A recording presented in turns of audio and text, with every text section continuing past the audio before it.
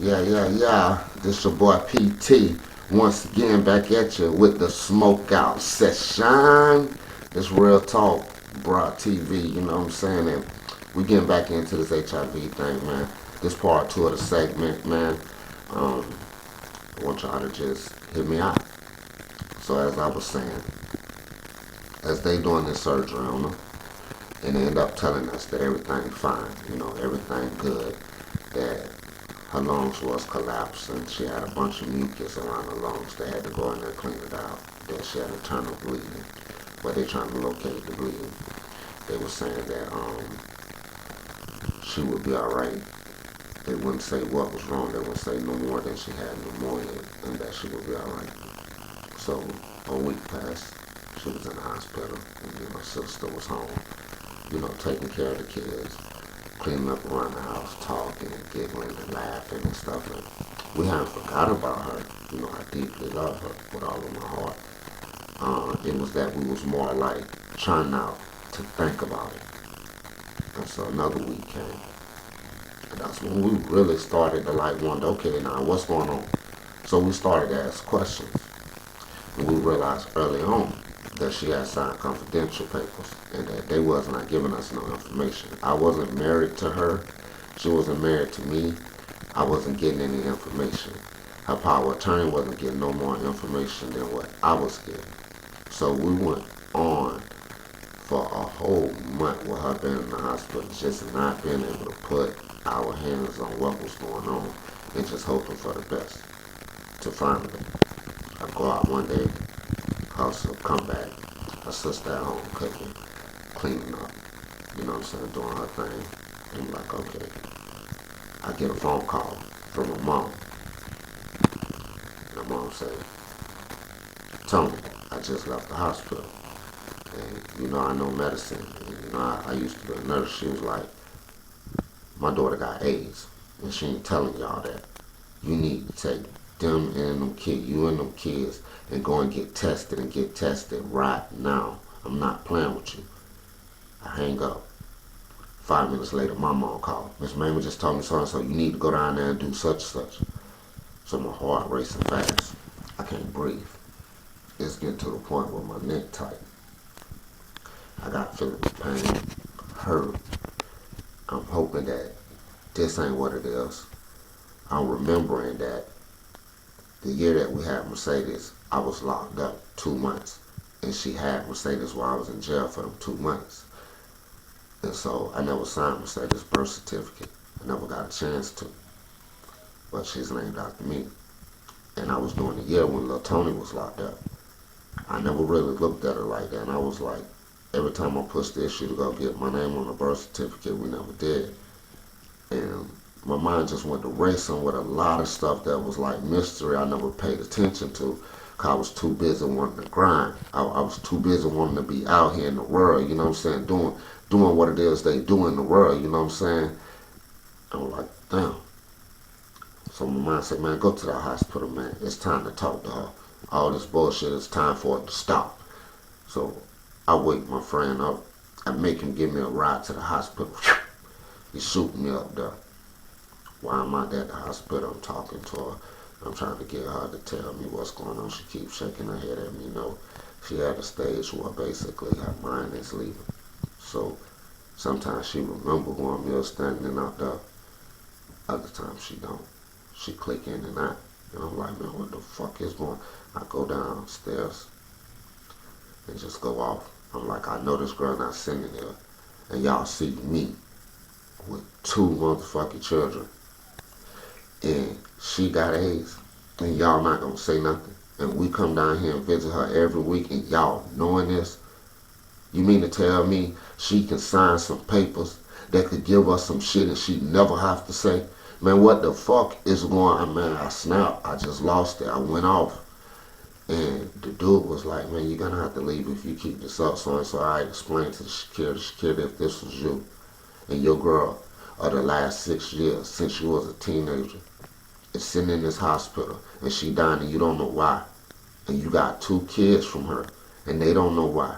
And y'all could be in danger. You tell me what. That man, he just looked. He couldn't even do his job. He couldn't even escort me out no more.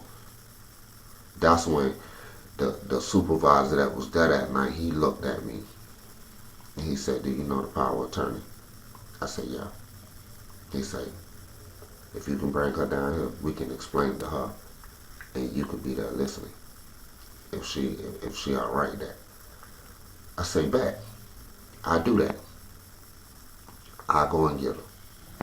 And he was like, "Yeah, I want you to wait till the morning. I want you to take care of the kids home. Go and get a good night's sleep." And he was like, "You should always be HIV tested. Everybody should stay HIV tested." He was like, "Bring her family because she gonna need support. And y'all come down here and we'll speak with you two in the morning and you can tell the family." So I called up everybody. That next day we all met out to the hospital. We went to see what the business was. And so the doctors finally came out. They asked me the power of attorney, which was a sister to go in there. Bacterial specialist came in. Started talking to me about diseases and all of these different effects. And I say, "Look, man, I've been in school. What you're describing to me as AIDS, it's nothing stupid about me. Tell me what is going on." And he couldn't tell me. He was like, and he stopped for a long time. And I say, "Nah, bro, tell me what is going on." And he grabbed a piece of paper, put it on the table, and wrote the words HIV. And he was like, "That's what she got." And I say, "What?" I say, "Man, you bullshitting." He was like, "Hold up." He was like, "She ain't been taking her medicine, taking care of herself the last year, and it done took hold of her and done turned to AIDS." And I was like, "So she finna die?" He was like, "We done seen patients come back from this, but she's gonna need support." And he was like, "She's gonna need to go home." I was like, "So basically y'all trying to send her to my home to die? That's basically what you're doing?" And the doctor shook his head. He couldn't really respond to it. I bust up out of there. I was with my auntie Ann. My auntie Ann said, went to call everybody on the phone. "I can't believe she done this to this boy. I can't believe this boy sitting up here taking care of these kids out here at this damn house not knowing what's going on, and that's what's going on with her. And we done took care of her. She done been a family member. She done been here since day one. We ain't been nothing but good to her."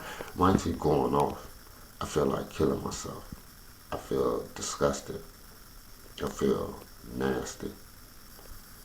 I feel like I wasn't a human being no more. Like, I wasn't pretty no more. Like, I wasn't good enough to be around people. I felt embarrassed. I felt bad for my children. I felt embarrassed on their behalf. And I didn't know what to do.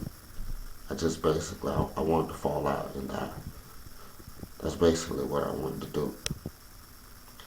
And as we entered in there to tell her family, they looked at us and they said, "We already knew this.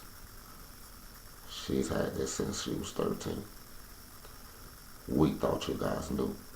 We came out here to see when she was going to die so we could do the burial." And as I was out there smoking a cigarette, one of my cousins said, "You didn't know?" And I looked at her. I wanted to kill her. I said, "Do it look like I would have a baby from someone that is sick and plan a life with her? Do I look like I'm that dumb?" And she said, "Tommy, if you don't remember, a few years back, we had a real bad argument. You remember, I stopped allowing y'all to come down to my house." She was like, "That's what that was about." And I had remembered that argument. And she like, "I tried to tell her to tell you." She kept saying she was cured, she got better. And she was like, "That's why we never talked to her." And I understood why our family and none of them never was there from day one. Man, it's coming to hip hop. I went to hip hop, I meant to say. But listen, that ain't make me feel better. It didn't make me feel better, man. I had to turn my phone off, smoke a few cigarettes in front of the hospital, and finally, that's what my auntie Ann said. There's nothing more that we can do. The lady who had been there the day before when I walked in and went off, she said, so it was AIDS. And I said, yes ma'am. And she said, they should kill that bitch. And another dude that was trying to figure out what was going on with his brother that was out there with me, he walked out. And before he could even say it to me, I said AIDS, and he said, yeah. And he had a 13-year-old brother. It was cold that day. And I'm going to continue the rest of this in part 3. So I want y'all to stay viewed. It's your boy, Manolo, Pretty Tony, with the Smokeout Session. All real talk tonight.